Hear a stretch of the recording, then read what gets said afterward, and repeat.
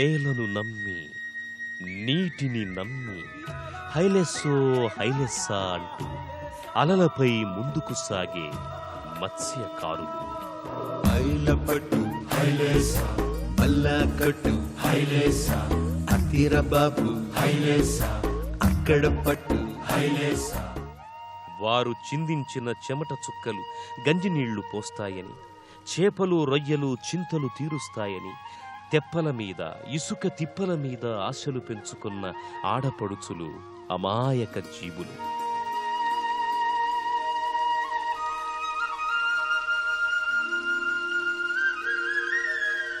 తీరా దారపు పోగుల్లో సరుకు పడక, దళారుల మోసానికి తాళలేక వలలో పడ్డ చేపపిల్లల్లా విలవిల్లాడారు. చుట్టూ అనంత జలరాశి ఉన్న బతుకుల్లో ఇసుకమేటలు వేసేసరికి జీవోత్సవాలుగా మారారు. అన్ని వైపులా చీకట్లు కమ్ముకున్న ఆ సమయంలో ఓ ఆత్మీయ హస్తం వారి మధ్యకొచ్చింది.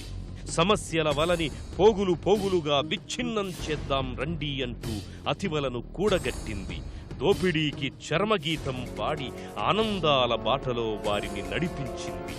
ఒడిషా తీర ప్రాంతంలో సముద్రమంత విప్లవం తీసుకొచ్చి జాలర్ల జీవితాల్లో వెలుగులు నింపిన ఆ సాహస నారి, మత్స్యకారుల ఆత్మబంధువు, ఐక్యరాజ్య సమితి ప్రశంసలందుకున్న సామాజిక కార్యకర్త చిట్టెమ్మ.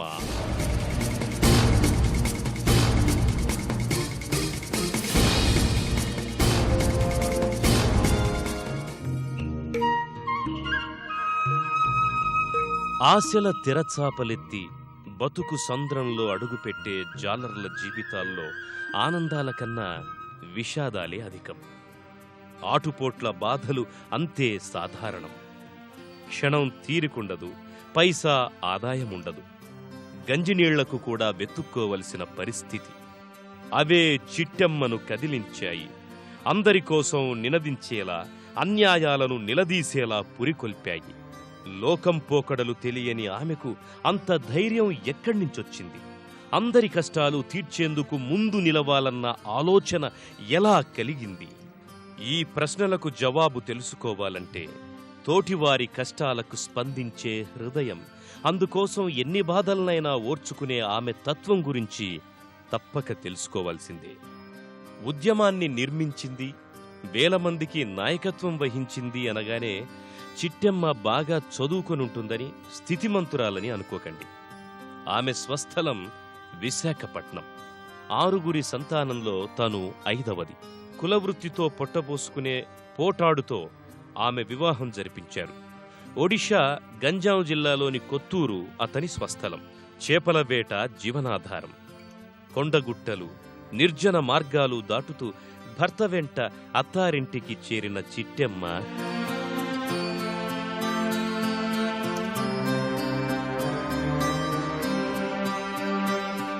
నేను ఎక్కువ చదవలేదు, 3వ క్లాస్ చదివాను, మరి ఎక్కువ చదవలేదు. అప్పుడు నాకు ఇక్కడ పెళ్లి చేసేసారు. పెళ్లి చేస్తే ఊరేంటి ఏం బాగుండు కదా, ఇక్కడికి వచ్చాను, జైలు ఎట్టేసినట్టు నాకు తగిలిది. నన్ను ఈ ఊర్లో ఉండనా నేను దాన్ని. మా అమ్మ అన్నది, అమ్మ నువ్వు పేదింటికి కానీ వెళ్ళామంటే పేరు వస్తే మాకు పేరు వస్తుంది, మరి నీకు అందుకే పేదిళ్ళకే ఇచ్చాము, మా పేరు కోసమే నీకు పేదిళ్ళకి ఇచ్చాము, తర్వాత నీ పేరు వస్తుంది. మా తల్లి మా తండ్రి ఏ మాట చెప్పారో అలాగా నాకు కూడా అలా పేరు వచ్చింది.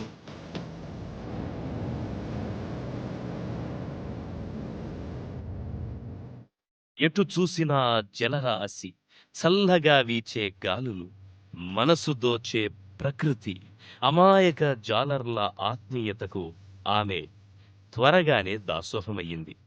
అదే సమయంలో భర్త తెచ్చే ఆదాయం ఏ మూలకు సరిపోదని, పుట్టింటిని మించిన పేదరికంలో తామున్నామని గ్రహించింది. గ్రామీణుల స్థితిగతులను గమనించడం ప్రారంభించింది.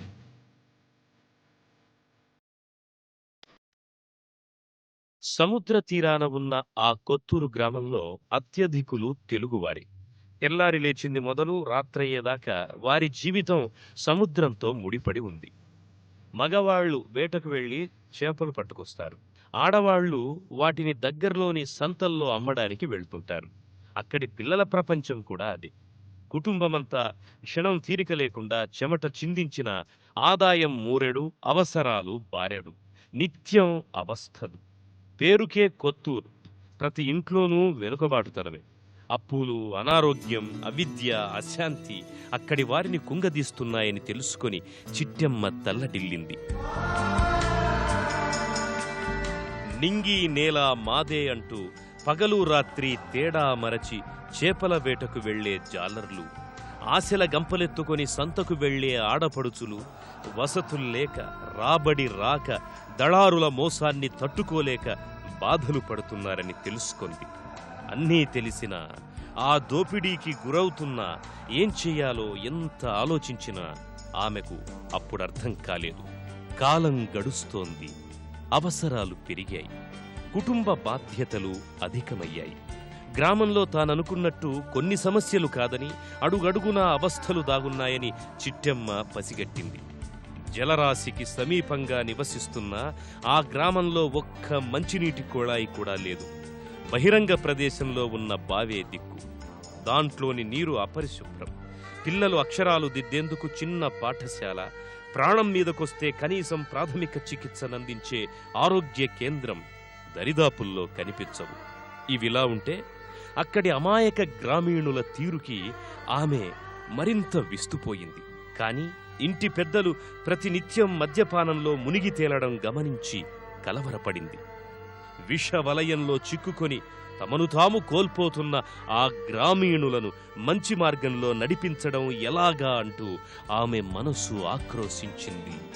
తరుణోపాయాలు వెతికింది. సాయం చేయాలనుకునే వారికి పరిస్థితులు అనుకూలిస్తాయి అన్న నమ్మకం ఆమె విషయంలో నిజమయ్యింది. 1980 తరువాత శరత్ దాస్ అనే సామాజిక సేవకుడు ఆ ప్రాంతానికొచ్చాడు. సార్ అనుకొని ఒక అతను వచ్చారు. వచ్చి మాకు అన్నారు కదా, మీరు కొంచెం ముందుకు రావాలి ఆడ మనుషులు అంతే. ఏంటంటే ఎక్కువ మీ ఊర్లో సారా తాగుతున్నారు, మీ డబ్బల్లా ఇచ్చేసేస్తున్నారు, మీరు కొంచెం ముందుకు వచ్చినట్టయితే బాగుంటుంది. ఆ హితవును మనసుకు పట్టించుకున్న చిట్టెమ్మ మరో నలుగురితో కలిసి రోజుకి రూపాయి వంతున దాచడం ఆరంభించింది. కొంత మొత్తం సమకూరగానే దాన్ని స్థానిక గ్రామీణ బ్యాంకులో జమ చేసేది. డబ్బు దాచుకునే ఈ పద్ధతిని మహిళలకు అలవాటు చేసేందుకు చిట్టెమ్మ చాలా శ్రమపడింది. ఇళ్ళిళ్ళు తిరిగి అందరికీ వివరించింది. తిండి గింజలకే డబ్బులు లేవంటే పొదుపు చేయమంటావేంటమ్మా అనే ఈసడింపుల్ని భరించింది. ఎలాగైతేనే 2 ఏళ్లు తిరిగేసరికి 20 మంది సభ్యులుగా 15 పొదుపు బృందాలను ఏర్పరిచింది. దీనిని ఉద్యమ రూపంలో వ్యాప్తి చేసేందుకు 1991లో కాళీ అమ్మ నారీ శక్తి సంఘాన్ని ఏర్పాటు చేసింది.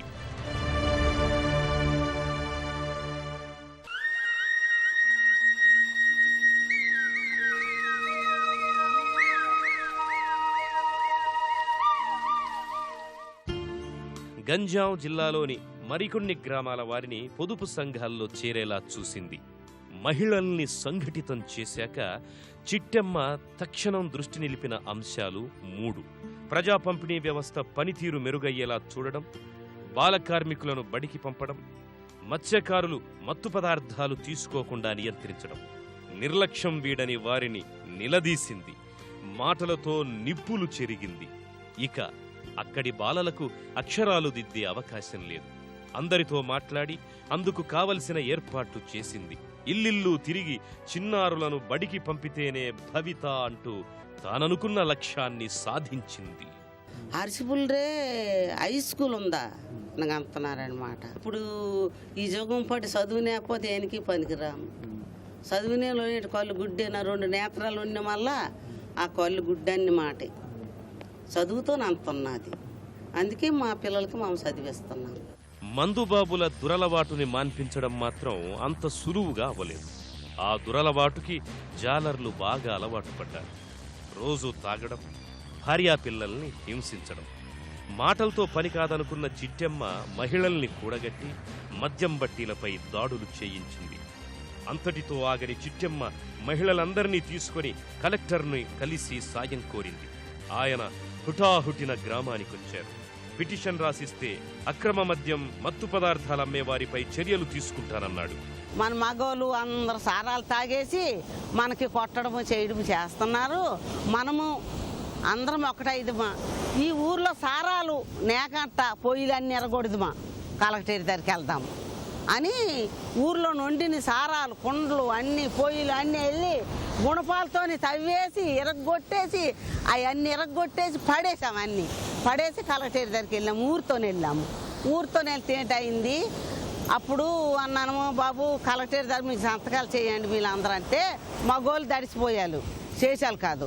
అది నాన్న ఒక ఆడపిల్ల నాన్న సంతకం చేస్తున్నా నాన్న జైలుకి వెళ్ళిపోతాను, మీలా ఎంట వస్తారు, మరి నాకే వదిలేస్తారు, మీలా నాకు వదలరు కదా, నాకు ఎలాగ చేస్తారు కదా అనుకొని అప్పుడు అందరూ ఒకటై సంతకాలు చేసి కలెక్టర్ కూడా మెచ్చుకున్నాడు. ఊర్లోని అప్పటికిప్పుడికి ఊర్లోని సారా వండడం లేదు. పరిష్కరిస్తున్న కొద్దీ పుట్టుకొచ్చే సమస్యలు చిట్టెమ్మ సహనానికి పరీక్ష పెట్టాయి.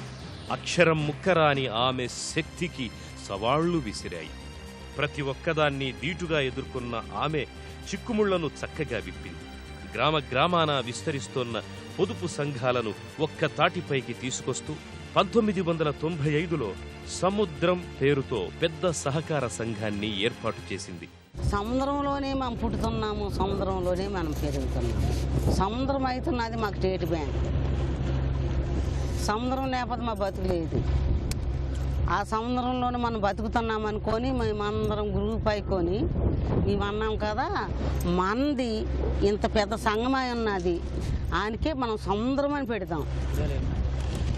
సముద్రం ఎంత పెద్దది, అలాగే మన సంఘం మళ్ళీ పెద్దది పట్టుకొని మనం సముద్రం అని పేరు పెడతాం అనుకొని మాము సంఘానికి సముద్రం అని పేరు పెట్టాం. చేపల వేటలో ప్రోత్సహించడం, ఆధునిక పద్ధతుల్లో జలపుష్పాల పెంపకం సముద్రం ప్రధాన లక్ష్యాలు. దీనికి అనుగుణంగా పలు కార్యక్రమాలు మొదలయ్యాయి. కర్రల తెప్పలు మీద ఆటాడేవారు. అప్పుడు డబ్బు బాగా దొక్కిది కాదు. కర్రల కవ్వాళ్ళు ఇలాంటి చేపలే చంపేవారు. ఇప్పుడు మిషన్ చేపలు చేసి మనతో కొంత డబ్బు చేసుకొని మిషన్ చేపలు చేసుకొని ఇప్పుడు ఎక్కువ పెద్ద సొల్ల చేసుకున్నాము. చేతి కర్రలతో చేపలు పట్టే ప్రక్రియకు స్వస్తి పలికారు. తాము కూడబెట్టిన డబ్బు నుంచి సంఘ సభ్యులు రుణాలు తీసుకొని నాణ్యమైన వలలు కొన్నారు. దాంతో చిక్కే చేపల సంఖ్య పెరిగింది. కానీ ఆ స్థాయిలో ఆదాయం పెరగలేదు. కారణం దళారుల దోపిడీ. చిట్టెమ్మ మిన్నకుండలేదు.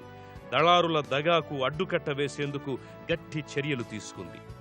సముద్రం సంస్థలోని మహిళా ప్రతినిధులు నేరుగా చేపల అమ్మకం జరిపేలా ప్రోత్సహించారు.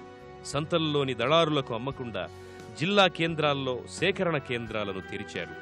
ఢిల్లీ, కోల్కతా, చెన్నై వంటి నగరాలకు ఎగుమతి చేయడం ఆరంభించారు. అలా యూరోలో పేరు లేదు, ఊరు లేదు, వచ్చి ఎట్టుకుని వెళ్ళిపోయేవారు. మన డబ్బు మన చేపలు ఇచ్చేందుకు డబ్బులు వచ్చేస్తారు కదా, మళ్ళీ ఎవరికి అనిపించలేదు. అయితే మేము అనుకున్నాం కదా, మరి ఇనగా అయితే కాదు, మనం సంఘంలో వ్యాపారం చేస్తాం, వ్యాపారం చేసినట్టయితే బాగుంటుంది అనుకొని మా సంఘంలో, మా సముద్రం సంఘం ఎప్పుడైతే కూడిందో ఆవిడ మేము వ్యాపారం చేసాము. వ్యాపారం చేస్తే మాకు లాభం మాకు అవసరం లేదు, మా ఏటగా డబ్బే కావాలా.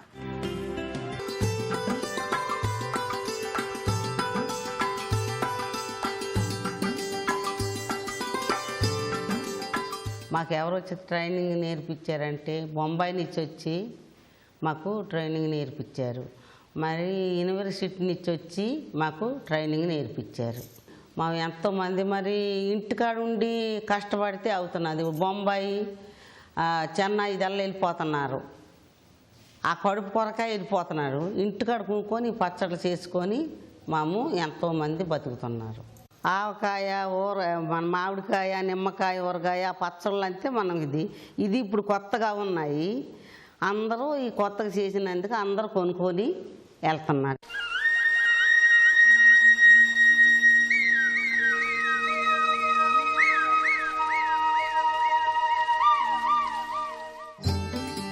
ఒడిషా సముద్ర తీర ప్రాంతవాసుల అభివృద్ధికి అలుపెరగకుండా చిట్టెమ్మ చేసిన కృషి ఫలించిందనే చెప్పాలి.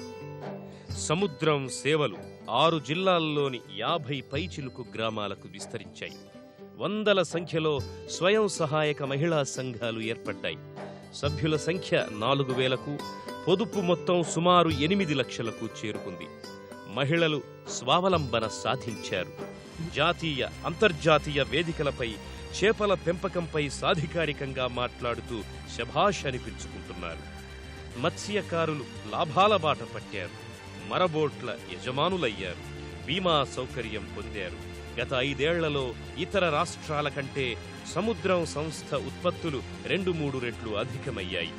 లాభాలు లక్షల్లో రావడం మొదలయ్యింది. చిట్టెమ్మ చొరవతో సామాజికంగానూ ఎంతో మార్పు చోటు చేసుకుంది. ఇప్పుడా గ్రామాల్లో మత్తు పదార్థాల ఆనవాళ్లు మచ్చుకు కూడా కనిపించవు. బాలకార్మికుల సంఖ్య తగ్గింది. హైస్కూల్లో 100 మంది చిన్నారులు ఇప్పుడు విద్యనభ్యసిస్తున్నారు.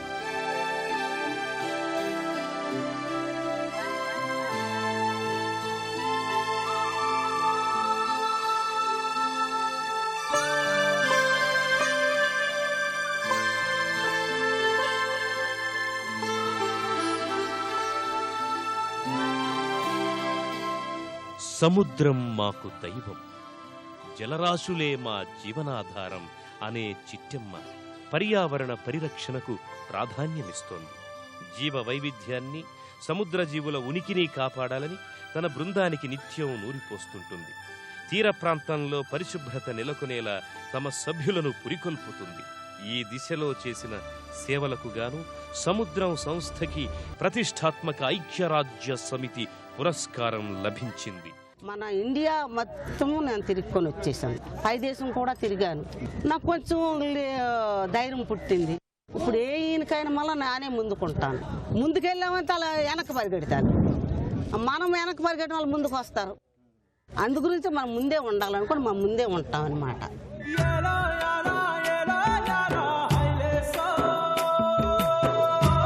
65 ఏళ్ల వయసు, 25 ఏళ్ల అలుపెరగని కృషి అయినా చిట్టెమ్మలో తరగని ఉత్సాహం. ఆసుపత్రి నిర్మాణం, మత్స్యకారుల సంక్షేమం, ఆదాయాల పెంపుదల, పచ్చదనం పరిరక్షణ కోసం నిత్యం ఆలోచనలు చేస్తుంటుంది చిట్టెమ్మ. భర్త, పిల్లలు, మనవలు, మనవరాళ్లకు సమయం వెచ్చిస్తూనే గంగమ్మ తల్లికి జై అంటుంది. సమున్నత లక్ష్యాలను ఏర్పరుచుకుంటూ వాటి సాధనకు నేటికి సిద్ధం అనే చిట్టెమ్మ స్ఫూర్తి చిరస్మరణీయం.